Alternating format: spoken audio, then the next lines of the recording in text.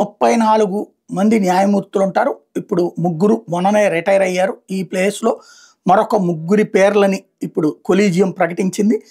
అలాగే హైకోర్టులకు సంబంధించి 5గురిని నియమించుతా వాళ్ళకి సిఫార్సు చేశారు. ఇప్పుడు కేంద్ర ప్రభుత్వం ఆమోదించాల్సి ఉంది. తాజాగా 5గురు హైకోర్టు చీఫ్ జస్టిస్ పేర్లను సిఫార్సు చేయడంతో పాటుగా రాష్ట్రపతి ఉత్తర్వులతో వాళ్ళు నియమితులు అవ్వాల్సి ఉంటుంది. ఇకపోతే కర్ణాటక హైకోర్టు ప్రధాన న్యాయమూర్తి జస్టిస్ ఎన్వి అంజారియా, అలాగే గౌహతి హైకోర్టు ప్రధాన న్యాయమూర్తి జస్టిస్ విజయ్ బిష్ణోయ్, బాంబే హైకోర్టు న్యాయమూర్తి జస్టిస్ అతుల్ ఎస్ చందోర్కర్ పేర్లని కొలీజియం సుప్రీంకోర్టు కోసం సిఫార్సు చేసింది. కొలీజియంలో ప్రధాన న్యాయమూర్తితో పాటు justice Suryakant, justice Vikramnath, justice JK Maheshwari, justice BV Nagarathna ఉన్నారు. టోటల్గా 34 మంది న్యాయమూర్తులు ఉండాల్సిన సుప్రీంకోర్టులో ప్రస్తుతం 31 మంది ఉన్న నేపథ్యంలో ఇది. అదే సమయంలో హైకోర్టులకి 5గురు హైకోర్టు జడ్జీలని ప్రధాన న్యాయమూర్తులుగా నియమించాలని కొలీజియం సిఫార్సు చేసింది.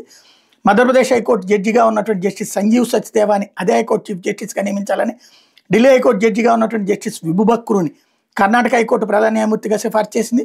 Patna high court judge justice Ashutosh కుమార్ని గౌతి హైకోర్టు ప్రధాన న్యాయమూర్తిగా సిఫార్సు చేసింది. పట్నా హైకోర్టులోని మరో జడ్జి జస్టిస్ విపుల్ మనుబాయ్ పంచోలీని అదే హైకోర్టు ప్రధాన న్యాయమూర్తిగా నియమించాలని సూచించింది. Himachal Pradesh high court judge justice Tarlok Singh Chauhan Jharkhand high court chief జస్టిస్గా సిఫార్సు చేసింది.